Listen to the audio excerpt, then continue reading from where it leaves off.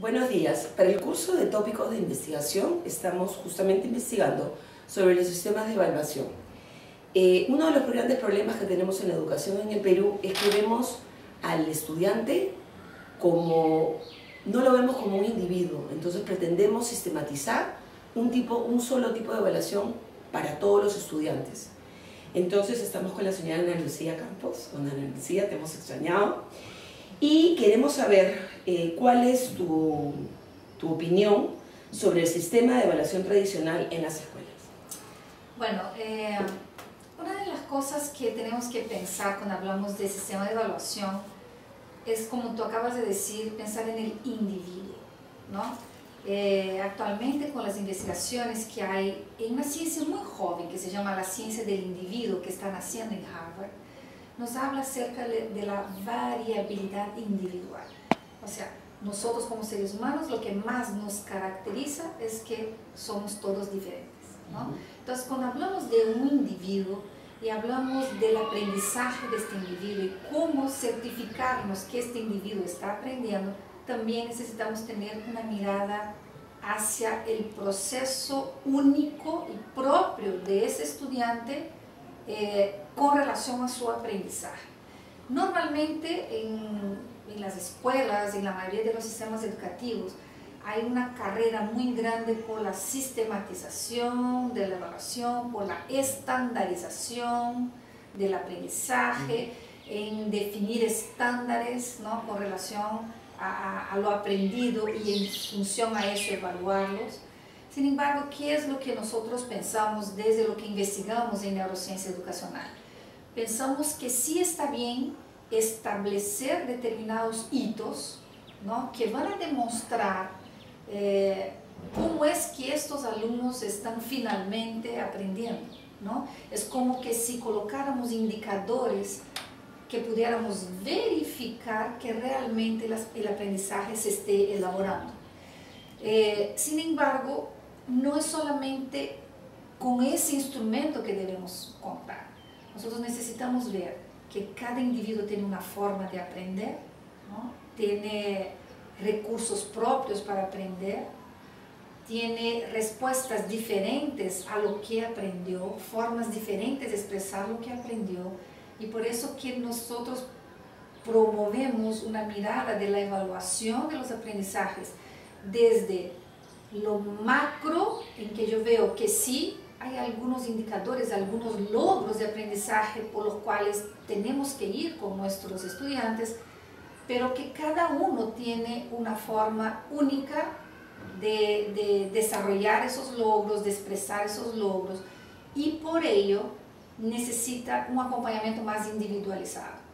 Es como que una mezcla, no se trata de cortar a todos los estudiantes con la misma tijera, de medirlos de la misma forma, pero se trata de encontrar indicadores donde yo verifico que ese aprendizaje esté ocurriendo, se esté construyendo, pero dentro de esto tener un margen significativo para mirar cómo es que este alumno, este estudiante, este individuo está aprendiendo. Y algo muy importante en la mirada de la evaluación tradicional que hay en el sistema educativo, que se ve más la discusión entre si es cuantitativa, si es cualitativa, hay siempre las trampitas, ok, de los números hago correlación con letras, si está en proceso, si está logrado, lo que fuera, pero eso no significa mucho, porque finalmente lo que va a lograr que realmente esos resultados tengan sentido y significado es que el estudiante entienda su proceso de aprendizaje y entienda cómo está él en ese proceso. Entonces, en las evaluaciones tradicionales suelen dar muy poca importancia al feedback, a la retroalimentación. Yo siempre suelo decir en las conferencias, cuando hablamos del tema de evaluación, lo importante que es compartir con los estudiantes los resultados y desde miradas diferentes, ¿no?, en que ellos mismos puedan entre ellos encontrar el mediador para llegar a entender, mira, acá hemos fallado, acá no hemos fallado, pero este feedback, esta retroalimentación, tiene que ser programada. Yo digo a los profesores, si ustedes no programan esto, simplemente entregan la evaluación cuando son chiquitos, que el papá la firme, ¿no? Devuelvan el día siguiente, o simplemente se entrega, como suele darse en los cursos superiores, etc. Entonces, romper un poco con esa evaluación tradicional también es romper con la forma, no solamente cómo es la evaluación, sino cómo la hacemos, cómo damos el resultado, cómo volvemos a garantizar ese aprendizaje antes de avanzar. Exacto. Ana Lucía, ¿cuáles serían los beneficios de incluir una mirada neurocientífica a la evaluación de los aprendizajes? Mira, lo más interesante de todo eso es que ustedes saben que la neurociencia educacional es una ciencia joven, ¿no? Emergente, está surgiendo, y para que se fortalezca y se consolide en la próxima década, necesitamos un diálogo muy fuerte entre educadores, curriculistas, metodólogos, evaluadores, científicos. O sea, necesitamos un diálogo entre diferentes disciplinas y especialistas para entender qué es lo que la neurociencia está hablando sobre cómo el cerebro aprende, para que nosotros podamos entender cómo certificarnos que este aprendizaje está en un almacén de memoria, ¿no? Entonces, saben muchos los profesores, hay muchas discusiones en el sistema educativo acerca de cómo evalúo, cómo diseño los indicadores, ¿no? Cómo planteo los estándares para esa evaluación. ¿Para qué? Pero si no sé nada sobre el sistema de memoria. Entonces, sé mucho sobre un instrumento, pero no sé nada sobre la función o el sistema en sí que está almacenando este conocimiento. Entonces, si nosotros, la neurociencia, para dejar claro, no está diciendo al sistema educativo, ahora ustedes tienen que evaluar de esta forma. No, la neurociencia, ¿qué es lo que está diciendo? Entienda cómo funciona el cerebro para que desde la pedagogía tú puedas hacer algo que tenga sentido y significado para este cerebro. Entonces, ¿qué vemos? Si entendemos los sistemas de memoria, entendemos, por ejemplo, que la información puede estar almacenada en diferentes sistemas. Y si yo miro la etapa del desarrollo de mi estudiante, o sea, el proceso de neurodesarrollo, por supuesto que voy a tener un tipo de memoria mucho más desarrollado, disculpa la redundancia, que otro. Ejemplo, la memoria de procedimiento y la memoria semántica. ¿Cuál de ellas la tengo más desarrollada en los primeros años de vida? La memoria de procedimiento, más que la memoria semántica. Entonces, si yo sé que un niño a los 2 años puede demostrar lo que va aprendiendo, lo que va conociendo, a través de su cuerpo, a través de los juegos, ¿no? Más que a través de una respuesta literal sobre el carro es rojo, el elefante es grande, yo lo que hago es mi sistema de evaluación privilegio el sistema de memoria en sí que está con un desarrollo más adecuado. No sé si me entienden. Sí. Entonces, ¿qué hago? Planteo una evaluación para niños tan pequeños en que neurobiológicamente esos sistemas no están tan desarrollados. Es más fácil para un niño apuntar que contarte qué es lo que él sabe acerca de tal cosa. Entonces, es entender eso que la neurociencia nos está diciendo. Mira cómo aprende el cerebro. El cerebro tiene una ruta bien clara para aprender. El cerebro utiliza diferentes sistemas para aprender. Lo que aprende el cerebro, que tiene sentido y significado, le almacena en los sistemas de memoria. Entiendan esos sistemas de memoria. Planteen las evaluaciones para entender qué tanto ya fue elevado esos sistemas de memoria. Porque ¿qué quiere una evaluación? Ver si aprendió. Evocar. Evoco lo que está dentro de una memoria. Entonces, cuando hablamos de esos aportes de la neurociencia, tenemos que pensar esto. Entiende primero cómo el cerebro aprende, entiende cómo funciona la relación aprendizaje y memoria, porque las evaluaciones lo que van a hacer es sacar información de esta relación aprendizaje y memoria. Luego, ¿qué habla la neurociencia? Cómo las emociones impactan en el aprendizaje. Si las emociones impactan en el aprendizaje, si yo construyo un sistema de evaluación injusto, si yo construyo un sistema de evaluación amenazante, ¿no? Y más algunos educadores aún siguen diciendo, vas a ver el día de la evaluación qué es lo que van a tener. Entonces, si yo uso la evaluación como hasta un elemento de poder, de coacción, de lo que fuera, estoy jugando con un factor que es esencial para aprender y recordar lo aprendido, que son las emociones. Entonces, las mejores evaluaciones son las evaluaciones en que el alumno se siente bien con esas evaluaciones, donde él siente que esa evaluación es una evaluación mediadora, no es una evaluación punitiva, donde el profesor le hace una agenda mental a los chicos diciendo, bueno, estamos aprendiendo tal y de acá a tanto tiempo tenemos que saber tales y tales y tener tales y tales habilidades.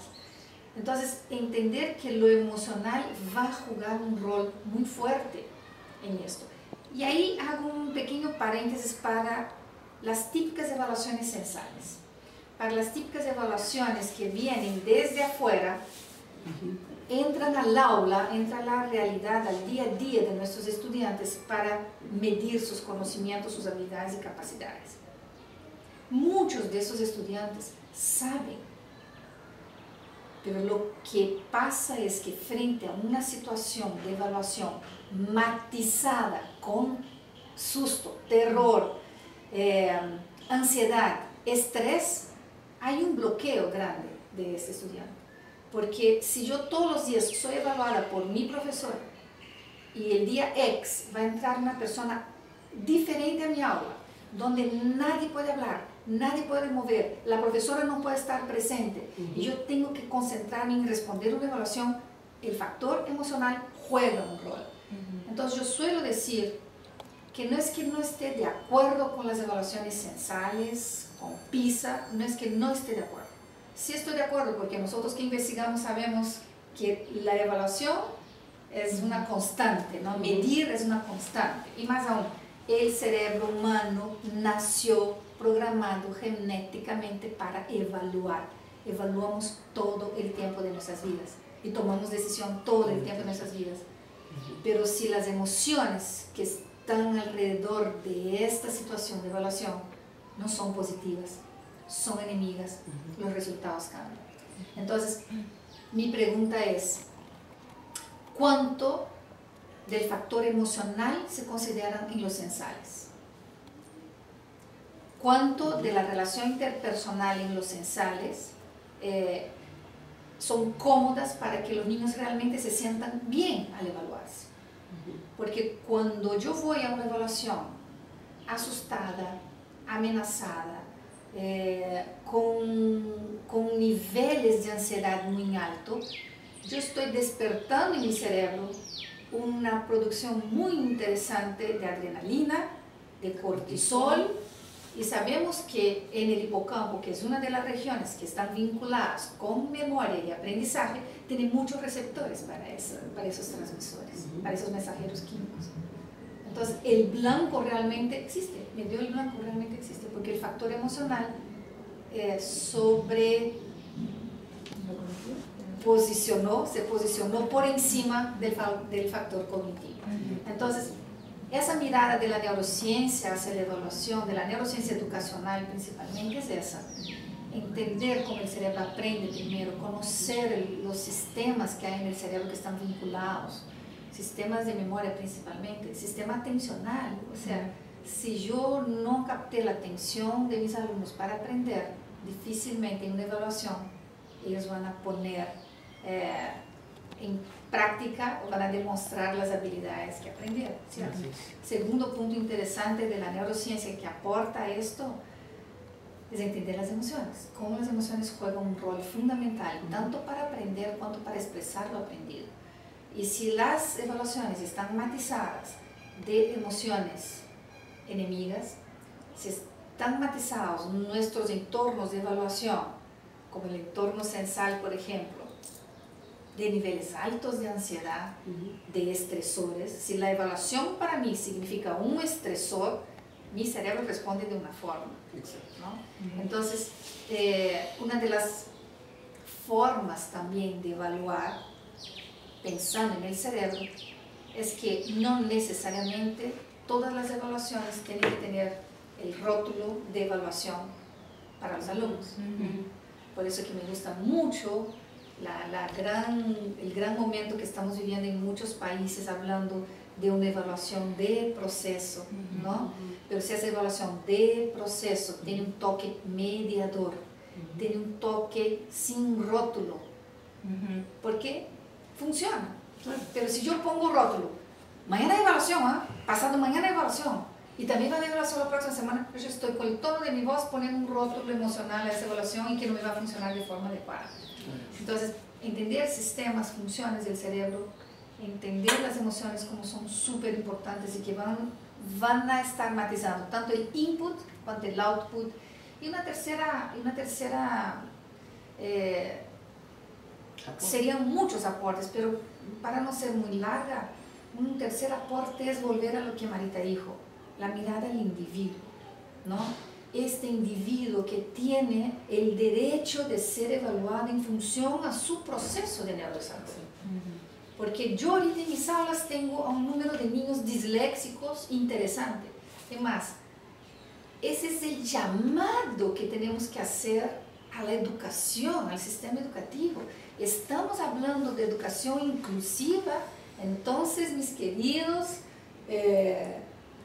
del sistema educativo tenemos que hablar de un tipo diferente de evaluación, de una evaluación mucho más flexible, hablar de una evaluación donde yo tenga los puntos de verificación que hay para ver los logros de aprendizaje que hay, pero hay unos puntos de flexibilidad donde yo miro a este individuo y rediseño su propuesta de evaluación. Ejemplo, tengo esos niños disléxicos en el aula.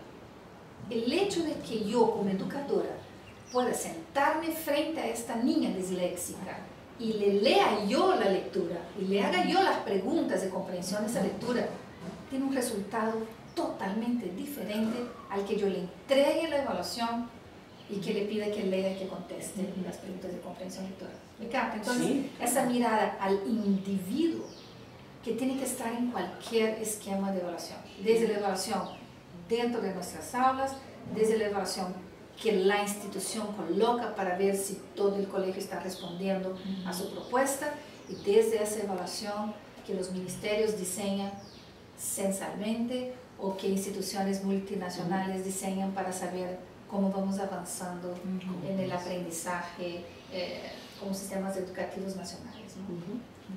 Ana Lucía, muy interesante. Quería preguntarte, y en ese sentido, ¿qué tan viable ves este tipo de aplicación de las evaluaciones en las escuelas del Perú? Mira, yo suelo usar mucho una frase de un poeta portugués que dice: todo vale la pena cuando el alma no es pequeña. O sea, cada educador, independiente que esté en la costa, en la selva, en la sierra, que esté en el Perú, o que esté en Canadá, o que esté en Japón, a donde esté, el educador es el único que tiene la potestad de transformar lo que está sucediendo en su aula. Pero esa transformación, para tener sentido y significado, tiene que tener evidencia científica, ¿no? Ya estamos cansados que el sistema educativo se agarre de diferentes corrientes y que diga: no, ahora vamos a hacer tal cosa porque esta corriente nos está diciendo. Agradecemos todos los servicios prestados de la corriente anterior, pero ahorita vamos a centrarnos en esto.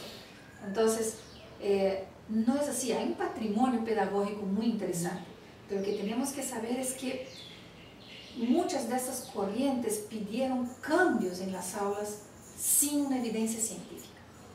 Y ahorita estamos viviendo un momento súper emocionante. Y ojalá los sistemas educativos se den cuenta de esto, que tenemos frente a los sistemas educativos una ciencia que quiere dialogar con el sistema y decir cuáles son las dificultades que hay en este sistema, en qué podemos ayudarlos, cómo nos unimos para poder encontrar respuestas a esas preguntas. Y esas preguntas salen de los censales. ¿Cuánto desarrollan nuestros niños hasta tal grado, su comprensión lectora, sus habilidades matemáticas.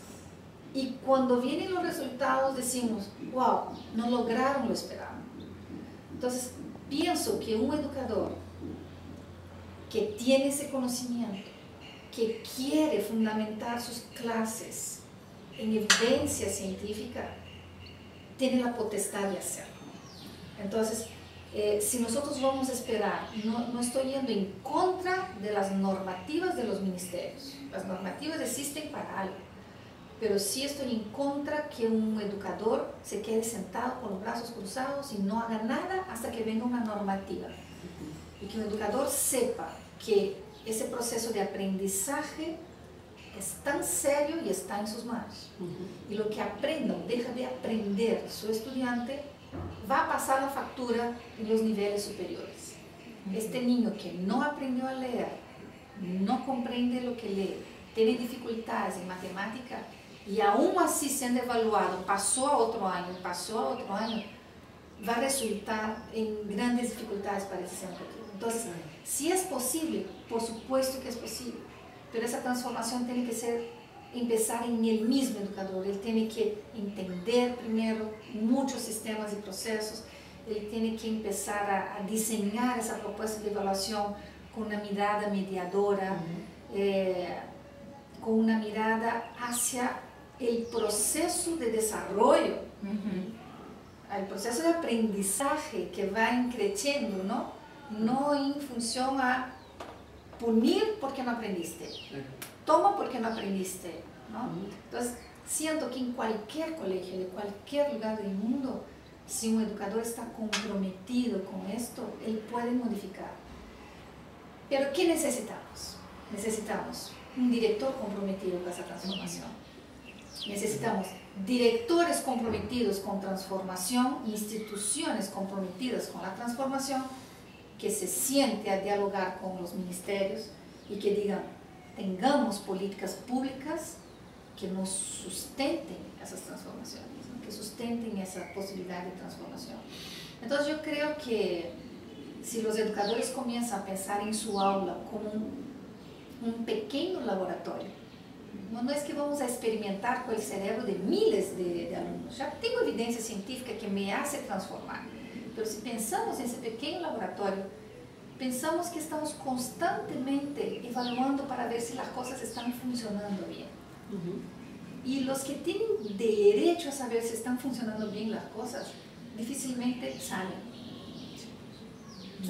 porque el currículo es grande, hay que avanzar el currículo. Entonces, ¿qué hace? No nos da tiempo para la retroalimentación, no nos da tiempo para plantear un sistema de evaluación, ¿no? Porque es un sistema. Si nosotros seguimos viendo la evaluación como entradas esporádicas, vamos a seguir igual. Yo tengo que pensar en un sistema de evaluación. ¿Qué es lo que compone ese sistema de evaluación para un educador en un colegio, donde fuera? Diferentes instrumentos. La observación es un sistema de evaluación, en que un profesor puede observar comportamientos, puede observar, por ejemplo, hasta las funciones ejecutivas, que saben ustedes que son funciones tan espectaculares, tanto para la vida en la escuela, cuanto la vida fuera de la escuela. Esas funciones ejecutivas se pueden desarrollar por medio de un juego y se puede observar a los chicos jugando para ver si esas funciones están en el día a día.